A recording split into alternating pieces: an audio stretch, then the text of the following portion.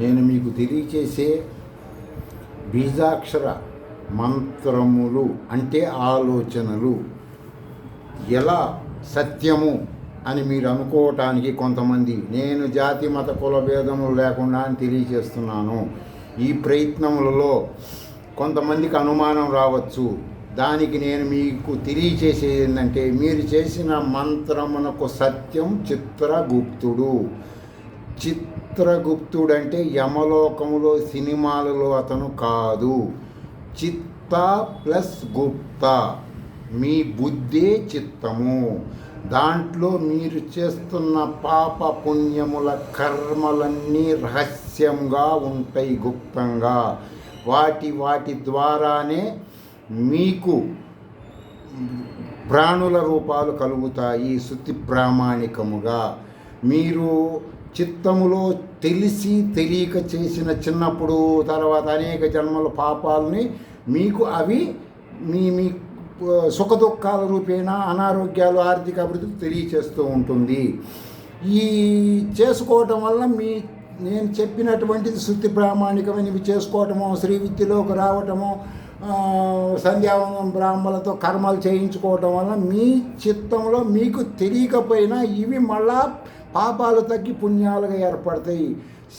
నిఘంటువుల ప్రామాణికంగా చిత్త ప్లస్ గుప్త, చిత్తములో గుప్తంగా ఉండే అతనిని చిత్రగుప్తుడు అని అంటారు. తర్వాత ఇంకా మీకు వీటి గురించి ప్రామాణికంగా కావాలంటే నేను ఒక చిన్న మంత్రమే, నాకు పెద్దగా ప్రావీణ్యం లేకపోయినా నా పరమేశ్వరుని గ్రంథం చదువుతున్నది. దీనిని శబ్ద అర్థాలు వ్యాకరణ నిరుక్త ప్రామాణికంగా చూసుకోండి. నేను చెప్పే సాక్ష్యమైనటువంటి విద్య ఇది. ఋతం తపః, సత్యం తపః, శృతం తపః, శాంతం తపో, దమస్తపః, శమస్తపో, దానం తపో, యజ్ఞస్తపో, భూర్భువః సువర్ బ్రహ్మేత దుపాస్వైత తపః. తైత్రీయ ఆరణ్యకములో ఉంటుంది ఇది. దీంట్లో ఏం చెప్పారంటే, తపస్సు అంటే మంత్ర సాధన, మంత్ర సాధన అంటే సమస్య తప్పించుకునే ఆలోచన. అవి చేసిన వాళ్ళకి 3 లోకాలలో ఏ విధముగాను ఇబ్బందులు ఉండవు. లోకాలంటే మీలో ఉన్నటువంటివి. అవి మీరు స్వర్గలోకం అంటే మీరు సుఖశాంతులతో ఉండటమే స్వర్గం కదా. ఆ లోకంలో మీరు ఇబ్బందులు ఉండవు. పాతాళంలో ఉండేది దాన్ని అధోలోకం అంటారు. ఆ పాతాళ లోకం అంటే మీ నాభికి కింద ఉన్నటువంటి వాటి వలన కూడా దుఃఖములు కలగవు. మిగతా అటువంటి ఈ విధంగా భూహు భువహ సురహ అనే ఆ లోకాలకు సంబంధించిన అర్థాలు ఈ బాడీలోవి. ఈ తైత్రీకారణ్యం కూడా నిరుక్త ప్రామాణికంగా నేను చెప్పిందే ఆనాటి ఋషులు చెప్తున్నారు, అదే నేను మీకు వాళ్ళ వాక్కుగా చెప్తున్నాను. మీరు ఆచరించండి. మీ డబ్బులు, మీ సమయము, కాలము నిష్ఫలం చేసుకోవద్దు. ఏ పురాణ ప్రవచనాలు చెప్పినా సంస్కృత ప్రామాణికంగానే ఈ అర్థాలు చెబుతారు. ఇది షార్ట్ హ్యాండు. ఈ షార్ట్ హ్యాండ్ మంత్ర సాధన చేసినటువంటి ఉపాసకులకు మాత్రమే తెలుస్తుంది. వాళ్ళకి మంత్ర సాధనకి టైం ఉండదు.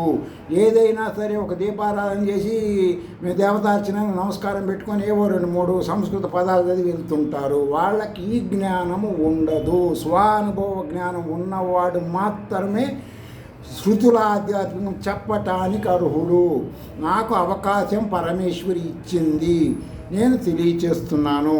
నేను ఈ నా సౌభాగ్య మంత్ర విద్యాపీఠం అనబడే ఛానల్ తెలియచేసినటువంటి చూస్తున్న వాళ్ళకి, తెలియచేస్తున్న వాళ్ళకి, 10 మంది ప్లాట్ఫారం పంచుతున్న వాళ్ళకి 5 వరాలు శృతి ప్రామాణికం ఇవ్వదలుచుకున్నాను. ఈరోజు ఫస్ట్ బీజాక్షలో ఒక వరం ఇచ్చేసాను.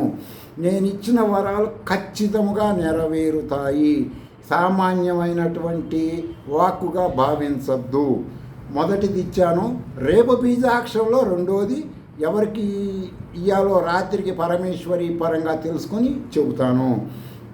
తర్వాత కొంతమంది మాకు చదువు లేదండి, ఏమీ లేదు, మేము మంత్రాల బీజాక్షరాలు పలకలేమంటే అలాంటి వాళ్ళకు కూడా ఇప్పుడు నేను చెప్పిన శ్లోకములో నారాయణ అంటే వ్యాపించువాడు.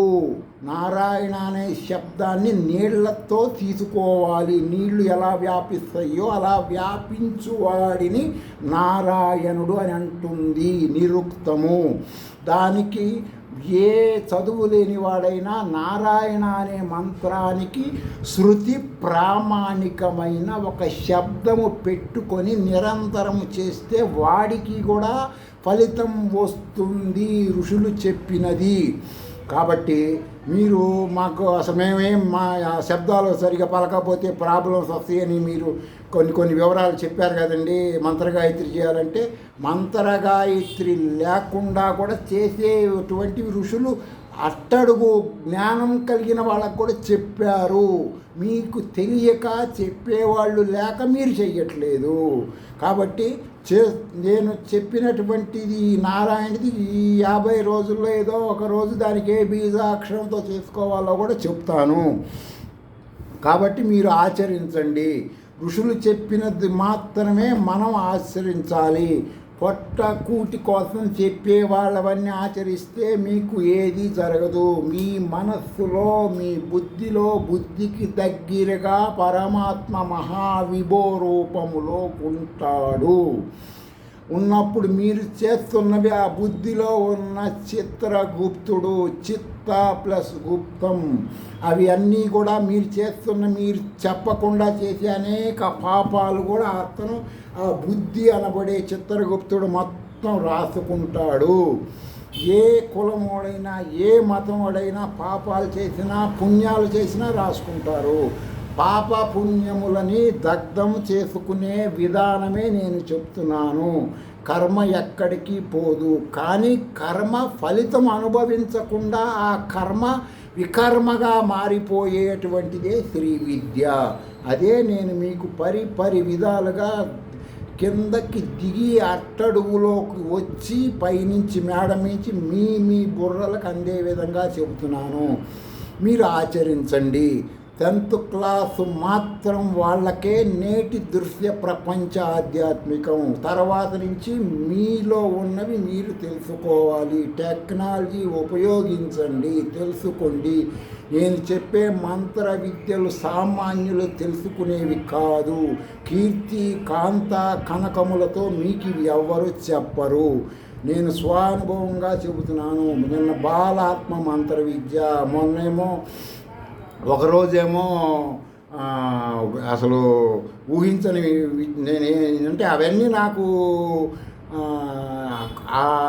చేసేటప్పుడు గుర్తొస్తుంటాయి. ఇలా ఇది చెప్పటం అంటే నేను కొన్ని జాగ్రత్తలు తీసుకొని దృశ్య ప్రపంచంలోకి వచ్చి చెప్పాలి. నా దృశ్య ప్రపంచంలోకి వచ్చి చెప్పినప్పుడు తడబాటుగా చెప్పవలసి వస్తుంది. సరే, ఇంతటితో స్వస్తి.